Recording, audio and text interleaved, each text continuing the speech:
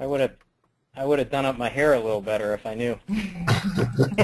I know. I thought it was a traditional webinar instead of a go-to meeting, so I didn't also prepare. I'm actually in Chicago today. I would have cleaned my glasses too. Let's see. Let me get my webcam up, and we will then start.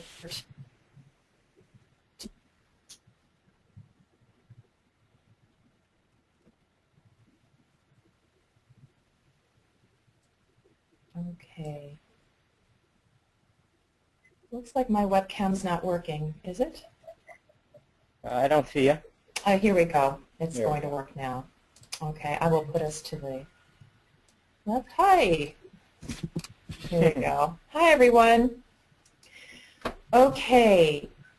Now, what we plan to do is to tape this webinar in case there are students that, or potential students that were not able to come to this meeting. Okay. So let me get this started here. I think in order to show our webcams, I have to keep the PowerPoint in this format. I hope that's okay with you. Sure. Okay. Now, Mr. Kelly, you're the one that can tape the webinar, correct? Yes, I'm recording. I'm recording okay, now, great. and I will make edits before it is on the Okay. site or available. Thank you very much. Okay, everyone, I hope you're doing well, and we welcome you to this career webinar, What Can I Do with a Degree in Forensic Psychology? I would just like to introduce Dr. Mike Davison. He's going to take the lead on this webinar, and I'm going to be kind of his backup also. We both have a lot to say about this topic. Mike has done a lot of, or Dr. Davison has done many talks on forensic careers to students and potential students, and I thought he would be just a fantastic resource for you since he's well versed in what's out there in the field, and he has a private practice and lots of consultation positions that really give him a lot of insights also to what jobs can be available to our students. So I believe that he's a great resource for you. So just first of all, I know Mr. Kelly, thank you very much for hosting this webinar. Mr. Kelly, as well as the other affiliates at Career Services, are always here for you during your matriculation of the program as well as afterwards. So even when you graduate and you're an alumnus, Career Services is here for you. If you're having any questions about maybe updating your VITA or any other career search questions, just remember we are a resource here at the Chicago School, okay? So basically here, Dr. Davison, why don't you introduce yourself? I think you're probably more adept at doing that than I am, please. Okay. Well, I have a, as it says, there's a nice picture of me. I have a BA in criminology at Northern Illinois University. I thought I was actually heading towards a career in law enforcement, and then I got interested in corrections in my undergraduate degree, and then I did a internship in probation and got to visit a number of correctional facilities and had the awakening that there was no corrections going on in corrections in that era. I think things have gotten a lot better, so I sort of took a left turn or a right turn, depending on your perspective, and went into counseling for my master's degree because I was much more interested in helping people and making a difference in people's lives. And after I completed my master's degree in counseling, I received my PhD in clinical psychology at the Adler School. And since I graduated in 1995, my practice has been pretty exclusive to forensic psychology. I own and operate a sex offender treatment program, which I've done since 1996, and I also do a lot of consultation in the forensic area, and everything from consulting with police departments around policy issues, particularly around post-shootings, officer-involved shootings. I also do interventions with officers after officer-involved shootings. That's required in Illinois by statute to happen. I just happen to be one of the people that has been selected to have the privilege of working with such officers after having such challenging career experiences. I also do some work with other police officers that have had different kinds of traumatic experiences related to the work that they do. Thank you. So you can see why that Dr. Davison is a good choice for a webinar such as this. Myself, I trained, really, I thought I was going to be a child psychologist, and then went into clinical psychology with adults, and I think that it's been a very interesting career because I ended up working with brain injury patients. So with all my experiences, I've worked in various areas of psychology, more so in the civil arena with workers' compensation or personal injury claims, some criminal evaluations. But I think I have some knowledge that might be really useful to you also in this webinar. So I'll just open up, and what is forensic psychology? I think if you're here, you know what it is, but basically it is any area of psychology that deals with psychology and the law, the interaction, the mirroring of the two. So in a way that really opens up your area. I mean, you are limited by your creativity with what you do with this kind of a degree. There's a lot you can do, and that's what we're here today about. And I look forward to talking to you a little bit more about a conversation I had with Dr. Michelle Boyd-Watkins, who is the on-the-ground chair for Chicago in the Forensic PsyD program, and how one of her students went through a 60-credit licensure program and has a job that a non-licensure student can have and do competently. So, you know, that I'm looking forward to getting that student's name and possibly having students or graduates on a panel such as this in the future. So that's a goal. Okay. So, Mike, please take over.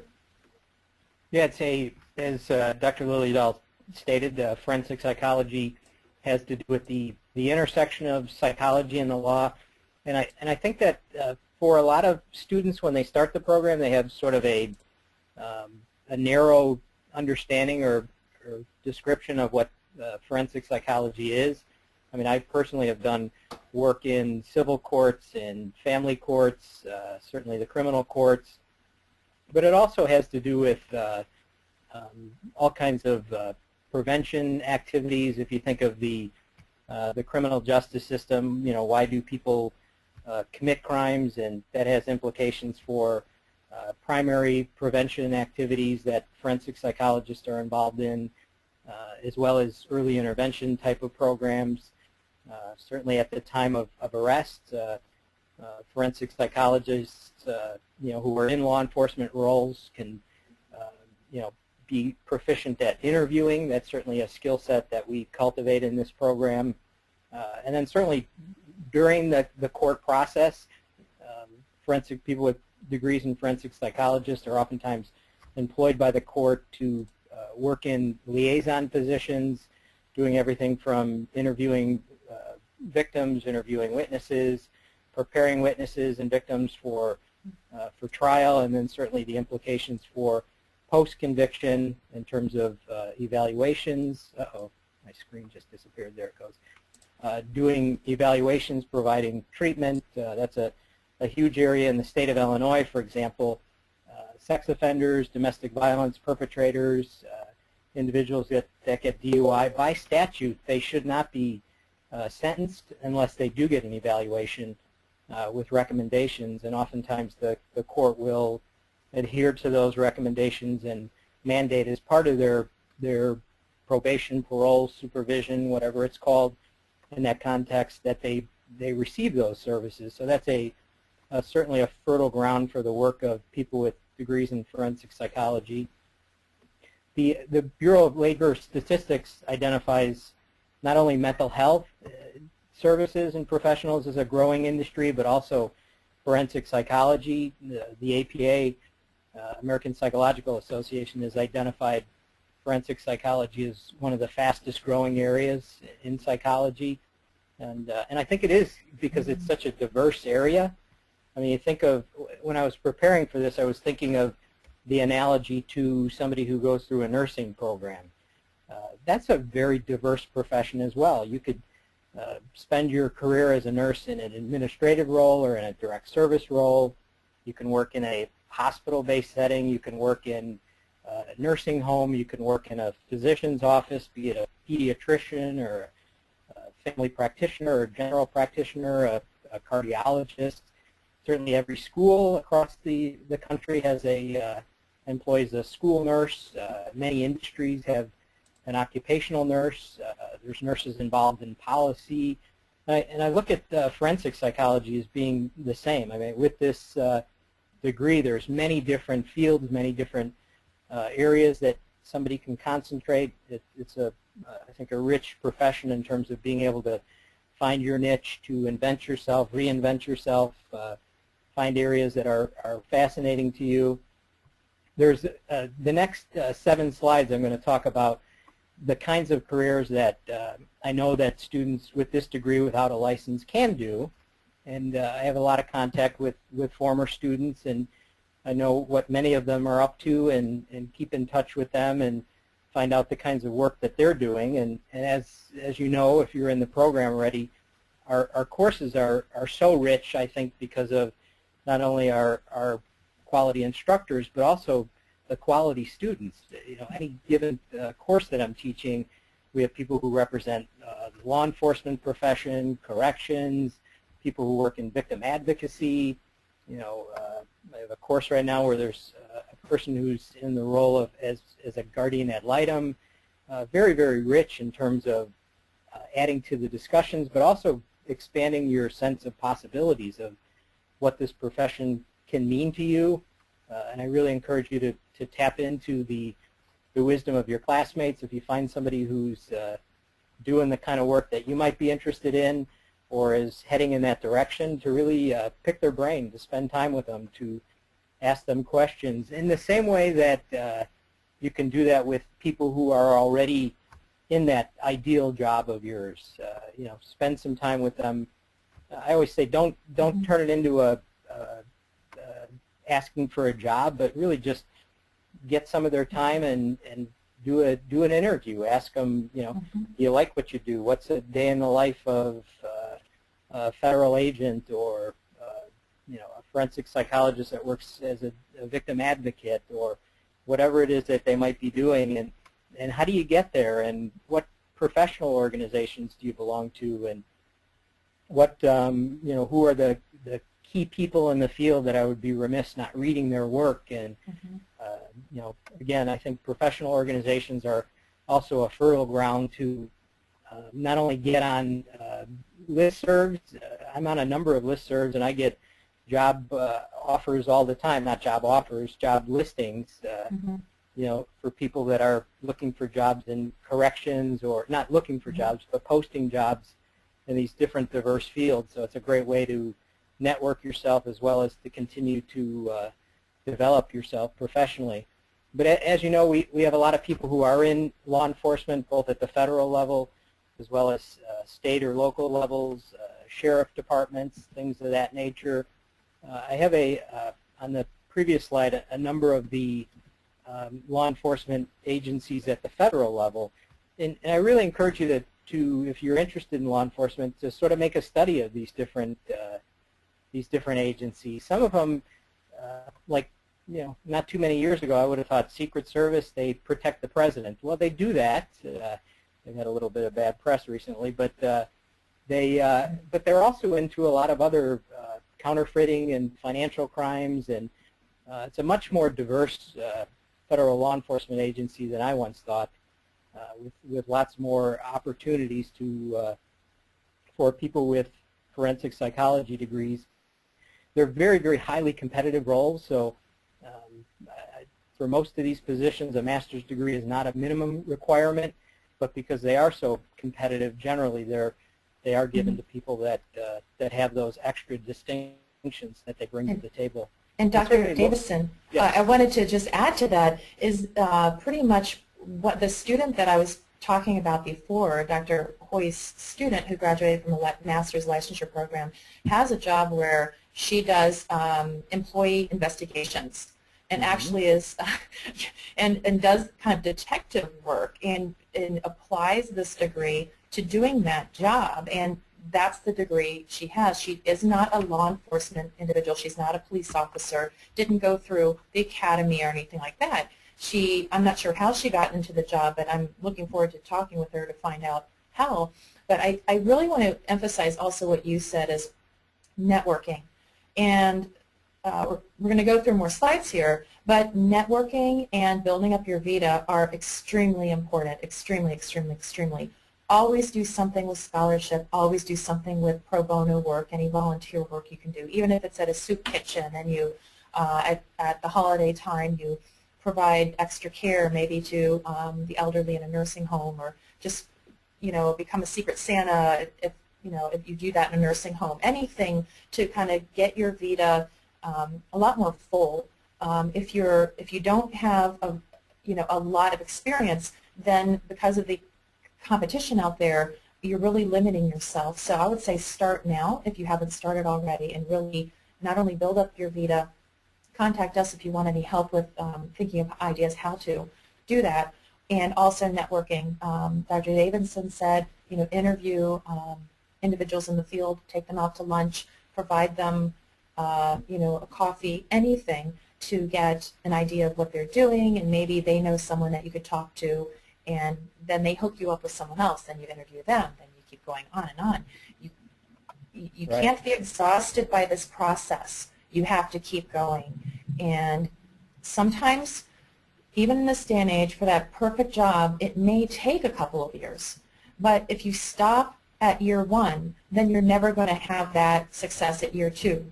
So just please be aware, I didn't get my first 5 top internships, and I consider myself pretty successful in the career. Right now I have a 17-page vita that has a lot of scholarship, a lot of volunteer work, etc. But I did not get my first choice, my second choice, or even my third choice. I'm glad I got the choice that I had.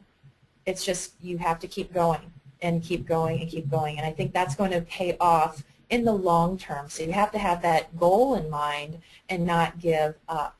You can be easily kind of dissuaded by getting a rejection letter, but you have to tell yourself, keep going. I can do this. So please just keep that in mind as you go through all of the options in your future and when you apply to jobs. And lastly, I want to add, this is Charles Kelly from Career Services. I want to let you all know that as students here at the Chicago School, you have access to our resources and career services while you're a current student as well as an alum of the institution as well. I also stress that you can also utilize your services at the undergraduate level, so go back and reach out and determine if those services are of value to you. I think Dr. Davidson said something that I thought is very important with regards to professional organizations. The key is not necessarily just joining a professional organization and being active while you're in this professional organization, because they have committees within the organization, because within the organizations there are issues with regards to technology, for example. You can join that committee. A part of this committee will be other professionals that are in your field, and you get to work with them on a specific project. Within this project that you're working on, you're able to then connect with these individuals. The important piece about networking is being able to share your story and your interest and your goals, because these individuals will then be able to look at their network and see where you can possibly fit within their network for them to push you out to maybe someone else. The name of the game is really branching out. So if you take a social media system such as LinkedIn, and you join LinkedIn, and you start to connect with the groups based on your professional interest, you'll then be able to then capture and have a sense of understanding of how can I connect with people in these specific areas of forensic, because it is a diverse industry. It's not just law enforcement by itself. You can work with children and family. You can work with individuals who dealt with trauma. I mean, there's tons of areas in which you can look at this field, but in career services, these are the conversations that we have with you and your peers often to navigate and to explore and have an awareness of the career. So that's my plug that I wanted to put in for career services. So be sure to connect with us. You can connect with us by simply typing in career services at thechicagoschool.edu and connect with us. Go onto our website, and we'll be happy to assist you. Good. Yeah, and in addition to federal law enforcement roles, certainly state and local agencies, sheriff's departments, as I mentioned, and these are very diverse departments. I'm continually impressed by. I live in the suburbs of Chicago, and the richness of these police organizations, police departments, in terms of they're engaged in all kinds of things in terms of cyber kinds of crimes, everything from indecent solicitation of minors on the internet, to child pornography, to other kinds of financial crimes and cyberbullying and all kinds of other things, and certainly juvenile officers, detectives, other kinds of specialized agents. Certainly if you get into law enforcement at the municipal level, you'll start as a patrol officer, but if you have these extra distinctions and are taking an active role in your own ongoing development, those are the individuals who tend to expand and develop in their career. The other thing about law enforcement roles, be it at the municipal level or the federal level, it's a long process. It's not like a job that you apply to on Monday, you get an interview on Friday, and then you're offered a job the next week. These are usually long processes. So the people who I coach, one who just recently landed a position, it wasn't a student of mine, it was a kid in my cul-de-sac that I live in, not a kid anymore, but I knew him since the time he was 5, and he went and got a criminal justice degree, and I coached him, after, here's how you do it. You go to your local domestic violence shelter and you get credentialed in, there's a 40-hour training in Illinois to get the distinction to work with domestic violence victims. He learned that. He took on a volunteer position there. I also said, why don't you work on your Spanish? I knew his Spanish was halfway decent, but that's another distinction. So always looking for not only the networking, but how can I continue to develop myself on an ongoing basis to make myself relevant to the police department, be it federal or municipal. There's also a lot of roles within police departments for non-sworn officers. I guess they wouldn't be officers, but about 15 minutes before this call, I just got off the phone with a police social service worker. There's a case of a 15-year-old boy who molested his then 3-year-old brother. The family responded to that. They got him out of the house. It didn't come to light to the police until 2 years after.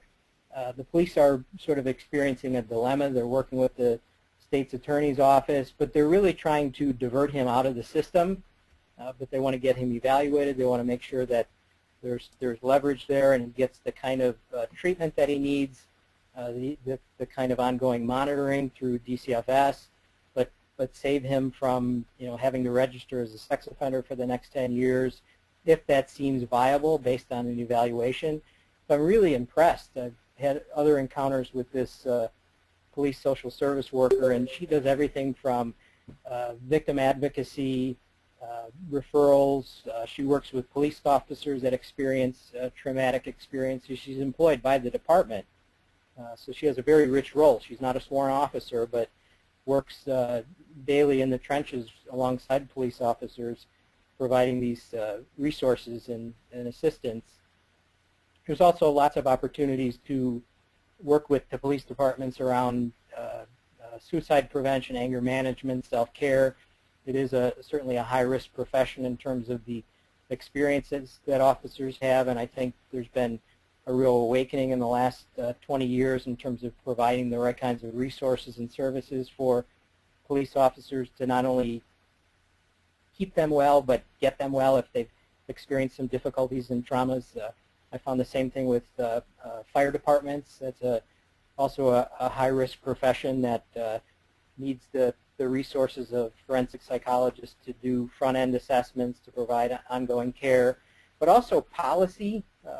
I consult the departments on crafting policy, how to deal with certain things, and police departments struggle. Do we mandate that somebody gets services if they experience, by law they're required to do that post-shooting, but if they have some other experience, should we require them to get care, or should we leave that optional? And I would say more and more police departments are erring on the side of mandating that somebody go through a certain process as a way of making sure that they're well, making sure that they're fit for duty and can perform their duties as they always have. Schools, I think, is another ripe environment for people with forensic psychology training. Certainly there's tremendous awareness of school shootings, which truly are very low incidence, but they're very distressing, very disturbing. They, I'm sure, keep every school administrator up at night wondering and worrying about. There's something I encourage you to do if you're interested in working with schools is Google the term safety ambassador. There's all kinds of nationwide organizations that provide all kinds of consultation on policies, procedures, programs in not only elementary schools but junior highs and high schools. My youngest son, I have 3 children, my youngest is in 6th grade, and he just got appointed a safety ambassador in his school, and he went through 2 full days of training through a national organization out of Florida. They flew the trainers in, and a handful of students in the school went through this 2 days of training, which he was happy he didn't have to go to regular school for those days. But it really is based on the awareness that students know more about what's going on with other students than teachers often do. They're in the trenches. They see the conversations. They know who's struggling. They know who's being bullied, who's being left out. And there's a number of organizations nationwide that are doing this. I talked to the director of the program that my son's going through and told him about the work that I do, and she said, these are the kinds of people that we're looking to hire. People who have these distinctions, this training, because they provide the consultation on, again, the policies of the school district, the procedures in place to deal with different acts of violence, and then also their emphasis truly is more primary and secondary prevention and some early intervention. So it's a ripe area that I encourage you to look into. There's also the equivalent in the corporate sector as well that when you Google the term safety ambassador, you'll see a lot of corporate programs that do the same thing. I'll go to the next slide. Victim advocacy is certainly an area that forensic psychologists are actively involved in. A number of our students are already in the trenches doing this work, and very noble work, very important work, and there's certainly opportunities within the private sector as well as in the public sector, providing assistance to crime victims, providing assistance to women, children, other people who have been affected by domestic violence. There's certainly alternatives to violence programs for domestic violence perpetrators. As I mentioned before, in the state of Illinois, a domestic violence perpetrator has to be evaluated by statute. In order to get a deferred adjudication, they have to complete a 52-week domestic violence program, an alternatives to violence program, a very ripe area for individuals with forensic psychology training. And certainly child protective services, that's a broad area that encompasses investigative roles as well as case management roles, monitoring and managing resources and referrals and things of that nature. So it's a pretty rich and diverse role. I mean, we think of a DCFS worker, we may have something that comes to mind, but there's actually a number of different roles that people play within systems such as DCFS in Illinois or Child Protective Services in your own state. Human trafficking, if you Google that term, you'll see much like the safety ambassador type programs, there's lots of organizations cropping up nationwide organizations as well as local organizations that are deeply concerned about the issue of human trafficking, which we don't see on a day-to-day basis, but it's alarmingly more common than we would expect. You know, and most of the victims in human trafficking are, you know, 13, 14, 15-year-old girls. Very sad, and obviously an area that's ripe in terms of not only research but policy, as well as programs in place, and certainly training people in law enforcement on how to identify such victims and how to link them up with the resources and services that they need. Guardian ad litem, as of not too many years ago, I would have thought that a guardian ad litem has to be an attorney, and that's not the case. In most jurisdictions, a guardian ad litem is somebody who has some training and distinctions in working with children. Most commonly in Illinois, guardian ad litems are appointed in cases of kids in foster care or in highly adversarial divorces. Take a situation where there's a highly contested divorce and mom has an attorney who represents her needs, dad has an attorney that represents his needs, and you know, what about the child's needs? The guiding principle in family courts related to custody matters is the best interest of the child. So a guardian ad litem really is a very diverse position that involves, again, a sort of investigative role, a relationship role, somebody who really gets to know the child, understands their needs, understands the family dynamic, and can ultimately be the eyes and ears for the court, for the judge.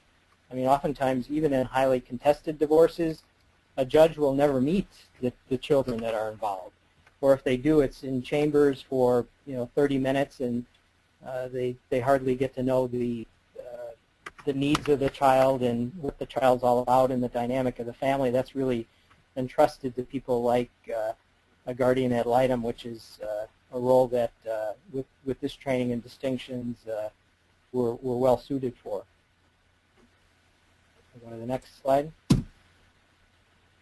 Corrections, certainly that's a major area that a lot of our students are interested in and ultimately get involved in. Some are already involved on some level when they enter into the program, looking to get some distinctions to further their career within the correctional field. But I see it as a very broad umbrella that encompasses everything from probation and parole, supervised release in the community, as well as transitional living centers. Not many people know that virtually all federal inmates transition out of the Federal Bureau of Prisons into transitional homes, halfway house, three-quarter-way house, work release. It's called different things, but an ample ground for forensic psychologists to act as case managers, case workers, resource officers to help assist that transition out of the Department of Corrections. The correctional field obviously has expanded so greatly. It's tripled. The census in the United States in the Department of Corrections across the board has doubled, 3 times since 1980. All kinds of policies around 3 strikes and you're out and mandatory minimums, some of the drug laws, and so some of it is based on maybe questionable policies, but we certainly know that it's a growth industry, sadly to say, but it is. I think it also has to do with the, going back even to the 60s when John F. Kennedy started the community mental health movement with this grand vision of closing down state psychiatric facilities and providing those resources and services in the community. And I think we really, as a country, failed the mentally ill, chronically, persistently mentally ill population, and that we did phase 1. We emptied out the state mental health facilities, but high incidence of homelessness. Sadly, prisons are the new psychiatric facilities. Little known fact, the largest psychiatric hospital in the world, it used to be Los Angeles County Jail, now it's Cook County Jail. Los Angeles County's jail is number 2. They've lost ground to us, I guess. But that's sort of shocking and surprising for people to hear, but there's a lot of people. Since I've been a psychologist, there's one prison in Illinois, Dixon, that's had 3 add-ons, 3 additions to it since I've been in the profession, and that's the facility that houses people with more severe chronic persistent mental illness and people with complex medical conditions and the elderly, and so departments of correction are taxed with roles that they never really were set up to deal with, like dealing with people with severe mental illness as well as an aging population. At Dixon, they have hospice care. They have other resources for inmates who are, aging out and experiencing some of the same health and psychiatric complications that anybody in the general community may experience. But certainly in corrections, it's a diverse field, correctional officer, correctional counselor, again, probation and parole at the state, the county level, as well as in the federal system. I intersect a lot with the federal probation and parole. It's combined in that system. That's a very rich job that's very empirically based. They're very much into empirically supported procedures and interventions and tracking and collecting data. The clients in my program that are referred by the federal government, by law, I'm required to track and monitor them and keep stats, and essentially they required me to be a researcher as well as a service provider, because they're very much interested in things such as recidivism rates and what works for who and when and how and things of that nature, and that we're using empirically supported procedures. And certainly in corrections, be it community-based or correctional facilities, there's juvenile and adult services that are provided. So it's a very rich, fertile ground. I did put together a resource guide, I think about a 25-page guide that has some information on all of these professions, from professional organizations that would be useful to consider joining, as well as different, how do you get a job as a federal probation officer? How do you get a job as a correctional officer? Some of the tried and true ways, monsterjobs.com, Indeed.com, but there's also some specialized resources out there for people who are looking for more specialized positions. And just one addition, and we can send out that resource with your permission, Dr. Davison, sure, to everyone that joined us. Everyone may have seen the recent article. I interviewed 4 soon-to-be graduates, and one of the students who now has graduated is using this degree to go further in the correctional system, where he's a correctional officer now, but eventually wants to be, let's say, an administrator, and it requires a master's degree to become an administrator from being a correctional officer. So, and being an administrator in a correctional system, a prison system, you don't have to have a license. So it made sense to him. He was very methodical about this. He went to a 37-credit non-licensure program in order to earn his master's in 20 months, and then to use that degree and to further his career. So he was very calculated in how he chose to go forward. And at some point in his career, he won't want to be with the general population as much. He would want to be more of an administrator who can make changes and better understand the processes that may not be working, especially for the inmates that are mentally ill. He might even be someone in a position in the future who could hire one of you to come in and actually work with inmates in a way that would help them even deal with being incarcerated. So I think that if you continue to network with one another also and find out what alumni are doing, and that's something that we're working on as a department, is to reach out to alumni more to get them more involved with us. so that they can help you.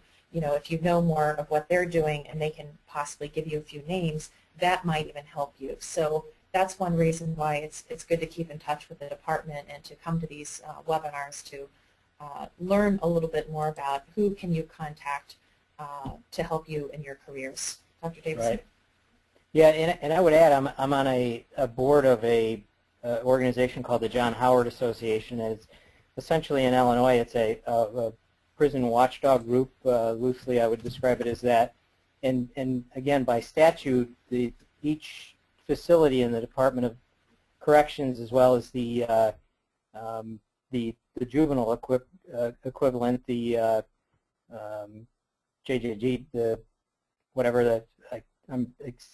term is escaping me, the juvenile system, each of the institutions in that system have to go through regular audits, and the John Howard Association conducts those audits, and they're looking at everything from, you know, safety to prison rape projects to looking at things like, are they providing the kinds of resources that they need to, the kinds of case management, how are they dealing with solitary confinement. Consistently, when I go into these correctional facilities, they say that we post these positions and we can't fill them. I don't know if it's that people don't know about them, but and I see the job descriptions and they're looking for people with a master's level credential, and typically the vast majority of the positions are not looking for people with a license. They're looking for people that are in case management roles to provide these kinds of curriculum-based modules for different offenders, be they, you know, sex offenders or different kinds of specialized services that they're providing within the Department of Corrections. So that is definitely, at least in Illinois, a fertile area of employment where they're not only in need, but they're saying we're not getting enough people that are applying for these positions. So there's definitely an ample opportunity within the state of Illinois, at least, and I suspect that's the equivalent, because again, by statute, I keep mentioning that because I'm sort of very interested in policy and legislation, and these facilities are not only, it's not only a good idea for them to provide certain kinds of services, but they're mandated by law to do that. Mm-hmm. And in some cases, they're falling short of that mandate. Mm-hmm. And what kind of follow-up is there about those places falling short? Well, they're ongoing. I mean, certainly they can get censured by the state, but it ends up being a lot of leverage on that system to, you know, increase their services, increase their response, and the policies and procedures of the facility to respond to unfortunate situations or provide services that in some cases the judge sort of mandates for them to get, but they end up getting to the Department of Corrections and never receive the service. So the outpatient equivalent or community-based situation is you know, public and private agencies that partner with the probation and parole departments. For example, my sex offender program is a private agency, but we partner with several different counties as well as the federal government and provide services. Obviously, in return for that, they expect to be kept abreast and work in what we refer to as a containment model. In other words, we you know, regularly update them through monthly updates, written updates, regular phone contact to let them know how the offender's doing, what they're not doing, what challenges and difficulties that they're having. So it's a true partnership. There's certainly public agencies that are providing such services, as well as a number of private enterprises, and it's a fertile ground for opportunities for case management positions and work with sex offenders, substance abusers, juvenile offenders. And again, all of these programs within them have curriculum-based modules that offenders go through to, as part of their overall treatment, to learn the different skills and gain the understanding that they need to. And again, they're based on empirically supported modules, things that have been shown in the research and literature to reduce recidivism. And again, when you're going through your ARP, and lots of the ARPs are focused on program development or program evaluation, it's an extremely important skill set to have in the world of forensic psychology, because more and more people are being asked to account for what you're doing. What are you doing? Is there an empirical base to it? And not only is there an empirical base, but I want to see your data. I want to see your numbers. I want to see that what you're doing is making a difference, particularly in the role of the federal government when they're actually paying for the services. So they're highly interested, as they should be, that they're getting a service that actually makes a difference in terms of reducing recidivism and assisting the offender in reentry back into the community. And we have 5 more minutes, so we need to get through a couple more slides. Yeah, and then. Oh yeah, I'll kick it in high gear here. Court liaison. Every state's attorney's office, or at least the bigger ones, hire liaisons to do everything from educating victims and witnesses about the courtroom and the process, and doing some advocacy, interviewing witnesses, preparing witnesses for testimony, things of that nature. Mental health services, as I mentioned, I have one former student who works for an organization called Thresholds, which provides services in the Chicago area for the chronically and persistently mentally ill. And some people might say that doesn't sound like forensic psychology, but it really ends up being that, because so many of the clients that they serve have had multiple scrapes with law enforcement, have had arrests, have done time in correctional facilities, so they have the complications that anybody would have coming out of the correctional facility or being caught up in the legal system, but in addition to that, they have severe mental health issues. And the next one, so quickly, administrative roles in any of the contexts that I'm referring to. Teaching, I think, is a very viable opportunity for people with a master's degree in forensic psychology. More and more community colleges are offering courses in forensic psychology, and very often the minimum qualification to teach in such a program would be a master's degree. Security, on the handout that I'm going to make sure you get, there's lots of opportunities in security. We think of that as a sort of narrow field, but it's a very diverse field. That there's one organization run by a man named Gavin DeBecker who has a nationwide presence. If you go on you Google his name, you can find his organization. And there's a number of similar organizations that provide private security, conduct threat assessments for corporate clients as well as individual clients. There's certainly research roles, again, in terms of information literacy, building programs based on research, but also evaluating the effectiveness of programs. And then certainly an area that I've become more and more interested in the last several years is the issue of policy, and there are people specifically in policy type roles, as I've learned more about through my role with the John Howard Association, people who are actively working with state legislators on trying to influence and craft policy and help reform some of the policies that are sort of bankrupt, that have led to increased numbers in the Department of Corrections, but haven't done anything in terms of reducing recidivism rates or facilitating reentry into the community. So just the last slide. These are the program learning outcomes for this particular program at the Chicago School.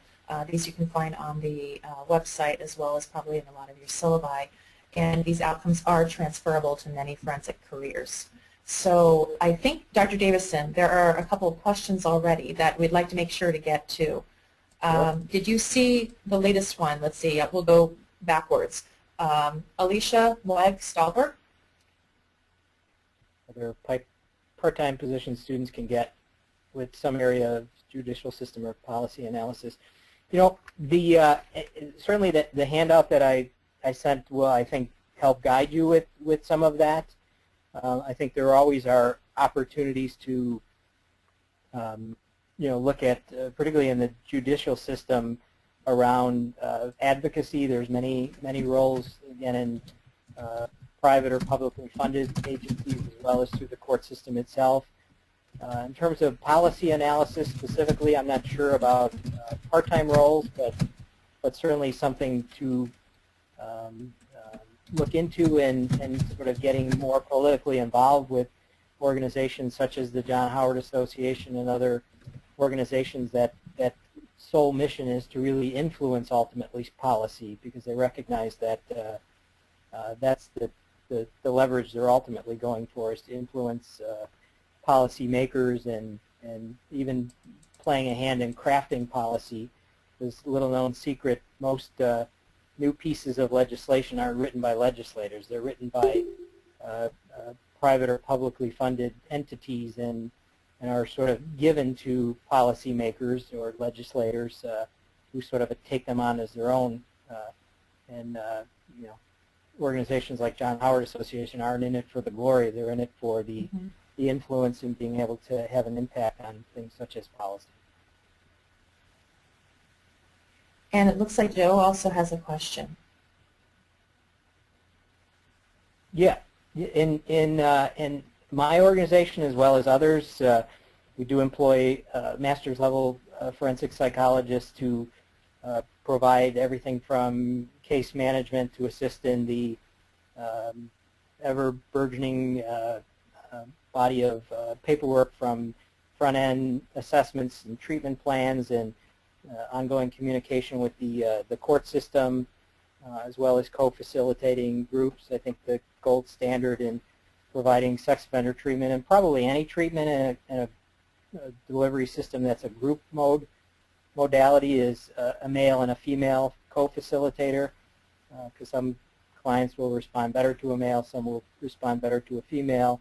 And also it gives a really rich opportunity to model a healthy partnership between a man and a woman, and a healthy level of respect between a man and a woman. And there's many such agencies that I would encourage you to look into in your own community. And again, I think joining organizations, there's the Association for the Treatment of Sexual Abusers, which I'm a part of.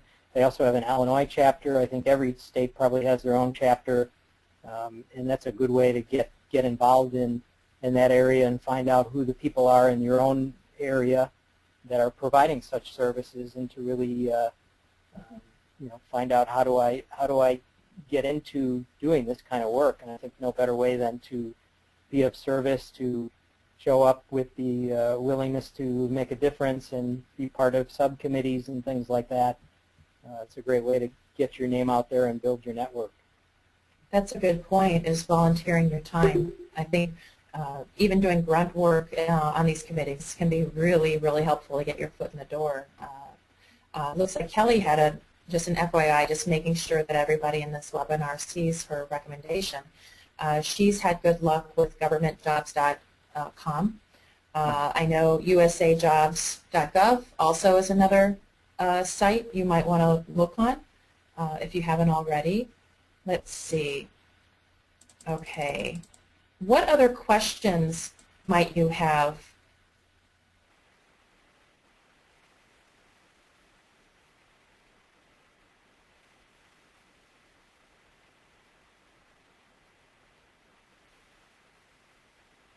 I think we were so thorough that we answered them all.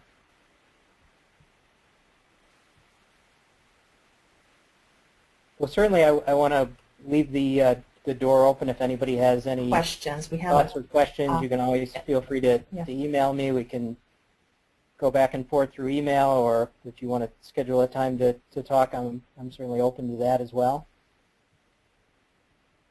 And in terms of the career services, can you talk a little bit about the services that they offer?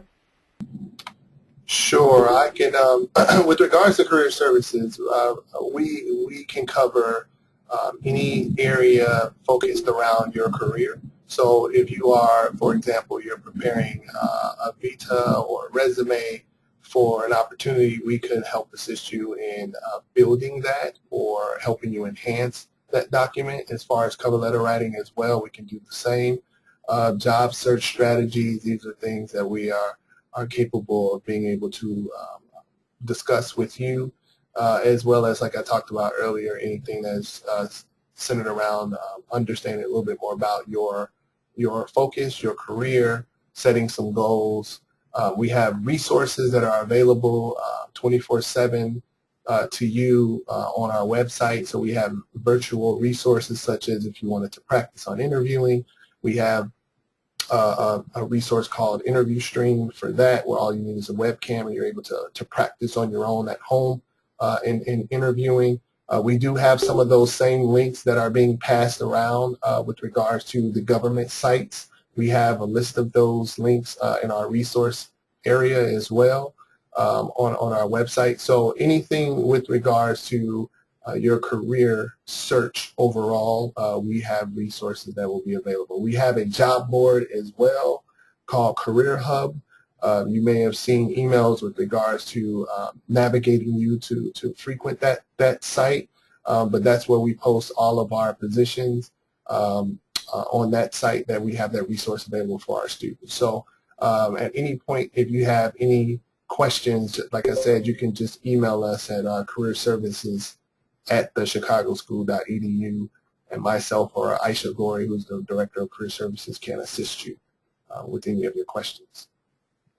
Yeah, that's great. Yeah, and it's a service that I think a number of our students, maybe aren't fully aware of and probably underutilized. So that's anybody that you have that's willing to help you in the career path. I would take them up on it. Great, great. Dr. Liljadal, you are available to talk Thank you, now. Mr. I think Kelly. you're I know I think you accidentally muted me. I apologize. Yes, can you hear me? Yes. I'm unmuted now. Okay, that's okay. That's okay. I just wanted to really thank you for asking us to be here today, and I really want to give a very warm, large thank you for Dr. Davidson. 1 hour is really not enough for something like this, but it's probably what everyone's attention span can do in this day and age with all your work and school and all of that. So that's why this is kind of an appetizer to maybe even a one-on-one career session that you can have with Career Services, or specifically with forensic psychology. If you have really specific questions, it's probably really good to email Dr. Davison. I'm also available, but Dr. Davison is just a real wealth of knowledge with lots of areas in forensic psychology. So I just want to thank all of you for being here. It looks like a few people did say it was really helpful. Really appreciate you being here, and let us know how we can help you. If you are an alumni out there also, please get in touch with us. We want to have a panel of, well, I really want to have a panel of alumni students regarding this kind of a topic with careers in order to help current students and to just stay in touch with one another. You never know. I always say, you know how people say there's 6 degrees of separation? In Chicago, there's 2. Okay, on probably at least 100 or 200 cases, there have been like 2 degrees of separation. Unbelievable.